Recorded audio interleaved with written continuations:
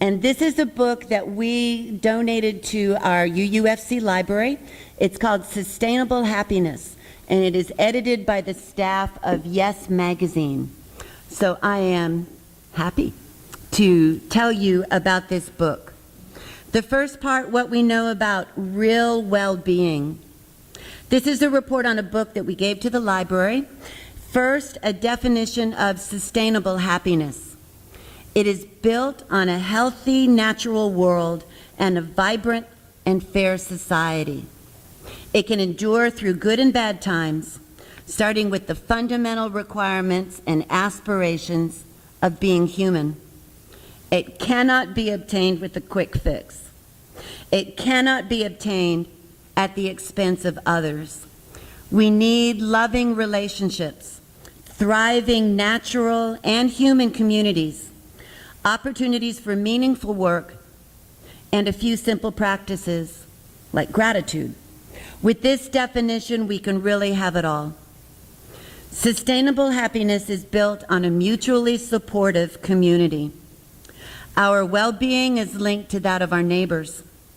When we know we can count on others in difficult times, that there is a place for everyone, and that we can make a meaningful contribution and be recognized for it, we have the foundations of sustainable happiness.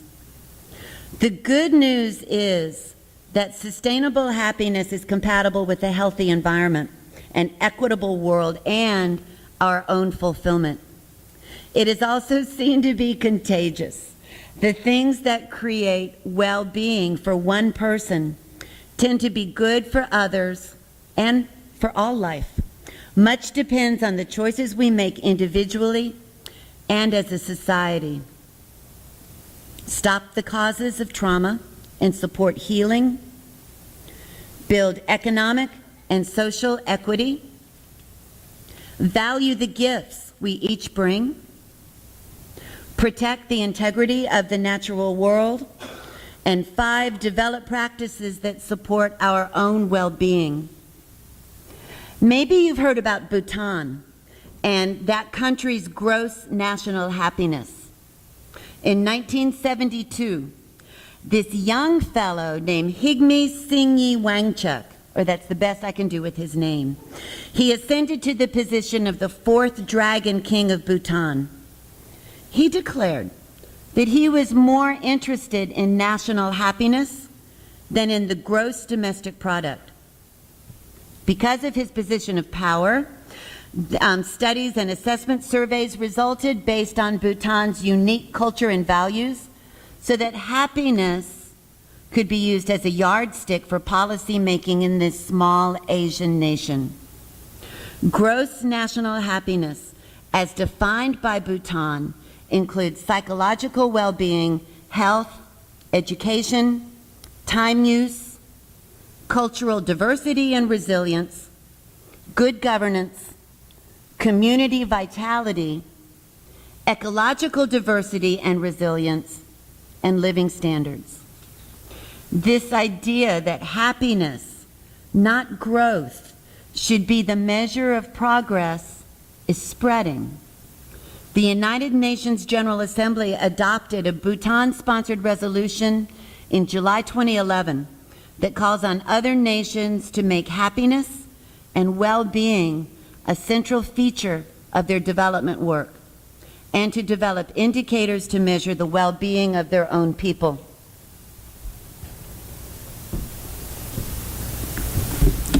And a meditation to reflect on these wise words. An awe so quiet, I don't know when it began. A gratitude had begun to sing in me. Was there some moment dividing song from no song? When does dewfall begin? When does our night fold its arms over our hearts to cherish them? When is daybreak?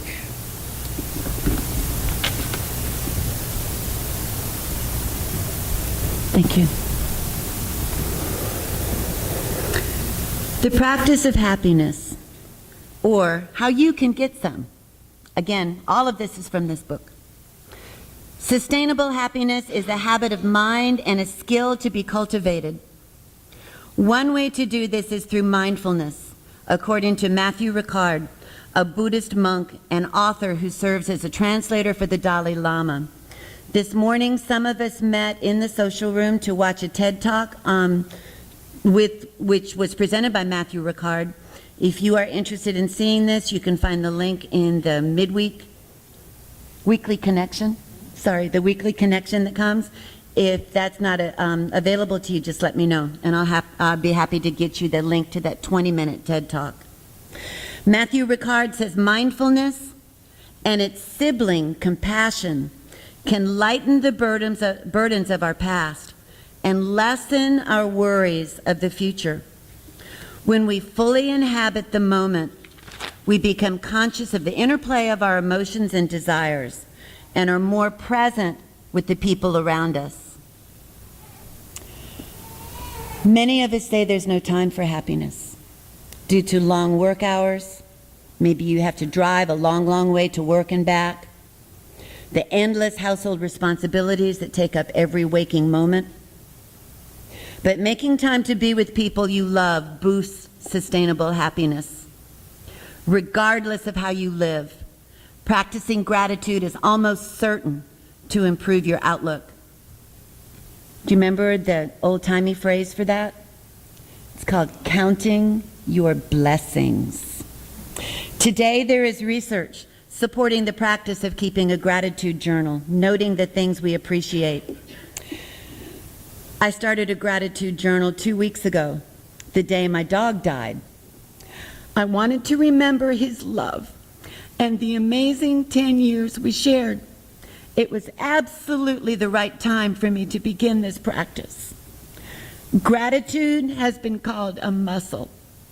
It is a tool, a lens, a paintbrush, a choice that we apply to the many invisible blessings sustaining us each day. Jeremy Adam Smith writes about gratitude in this book. He notes that gratitude does not erase problems and threats. He talks about experiencing concerns that made his heart beat faster and his throat constrict. That is when he turns on the gratitude. If this is done enough, psychological research says that gratitude might become a habit. This could increase the chances of psychologically surviving hard times and increase the chance of being happier in good times. He suggests a few things, and these are kind of crazy. Once in a while, think about death and loss. Araceli Friaza and her colleagues asked people to visualize their own deaths, and their gratitude measurably increased. When Mink-Young Koo and colleagues asked people to envision the sudden disappearance of their romantic partners from their lives, they became more grateful to their partners. The same goes for imagining that some positive event, like a job promotion, never happened. Jeremy Adam Smith suggests that when you begin to take a good thing for granted, try giving it up for a little while. I did that a couple of years ago, and went away on a Peace Corps assignment to the Philippines.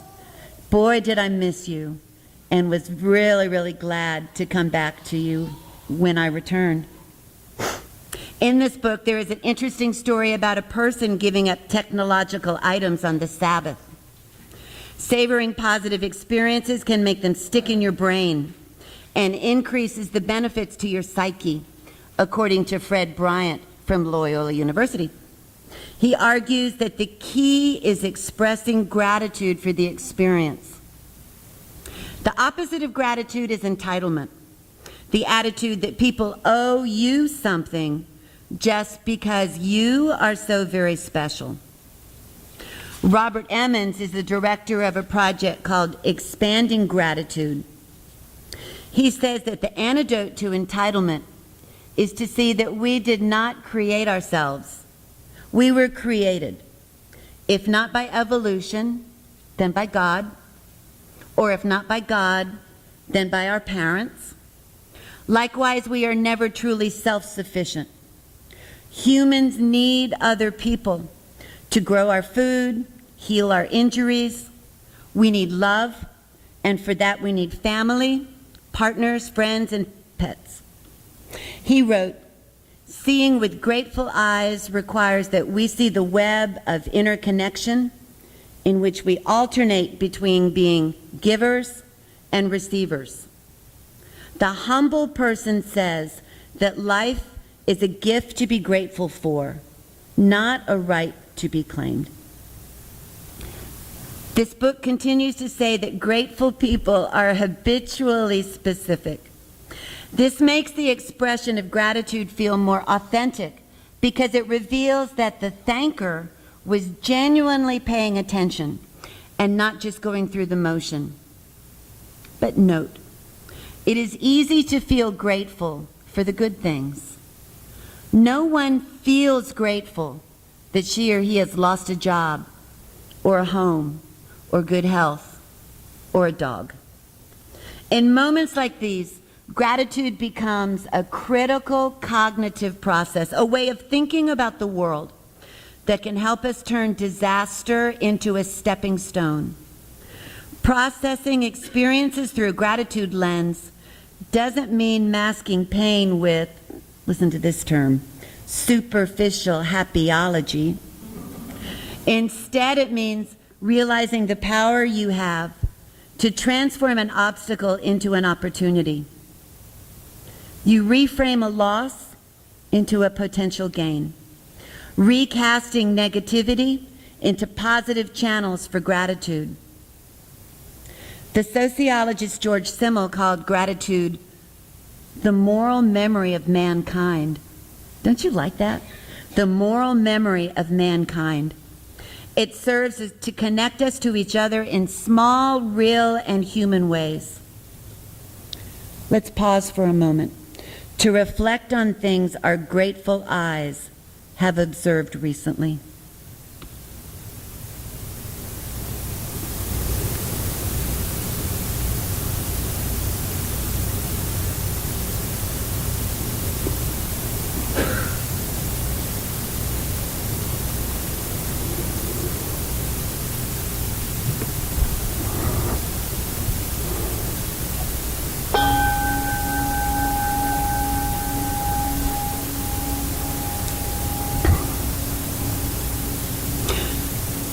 The beloved community.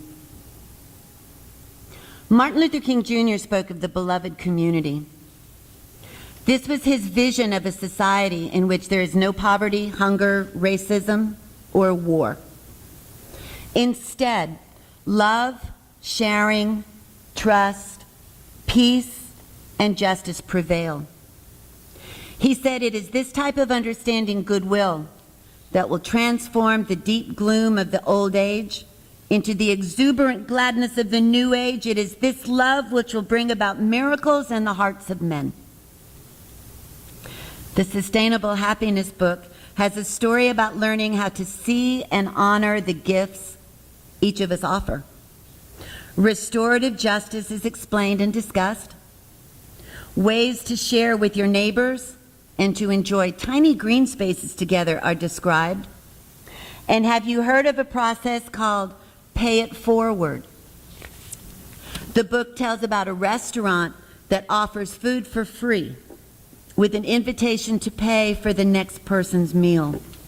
That restaurant is, at this writing, on its 7th year. Acts of kindness delight and elicit more generosity, and sustainable happiness ensues. And of course, the natural world completes this beloved community.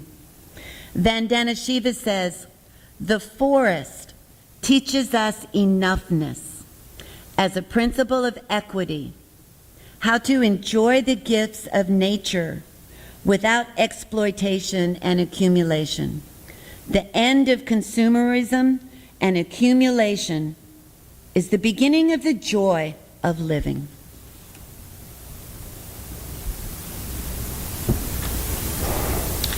And this is a poem by Wendell Berry called The Wild Geese. Horseback on Sunday morning, Harvest over, we taste persimmon, wild grape, sharp, sweet of summer's end.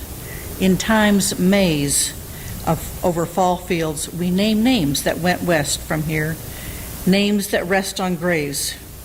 We open a persimmon seed to find a tree that stands in promise, pale in the seed's marrow.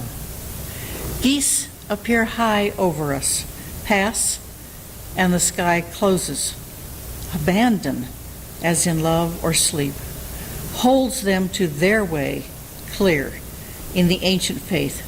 What we need is here, and we pray not for new earth or heaven, but to be quiet in heart and in eye and clear. What we need is here.